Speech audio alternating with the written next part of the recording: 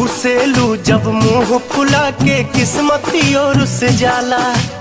सावन में पतझड़ के मौसम आ गइल जैसे बुझाला। चटक चांद के बरत या जोरिया बदरी में छिप जाला। उठ दबा के मुस्कालू साला टेंशन दूर हो जाला। अलहड़ चाल अल मस्त जवानी बहत रहा बन नदिया के पानी। हुस्न के तू अनमोल खजाना, हुस्न के तू अनमोल खजाना। मौका देख के सटल करा, सटल करा, हर सटल करा। भरल फुलल तन तनल रहा, मस्त टनाटन बनल रहा। भरल फुलल तन तनल रहा, मस्त टनाटन बनल रहा।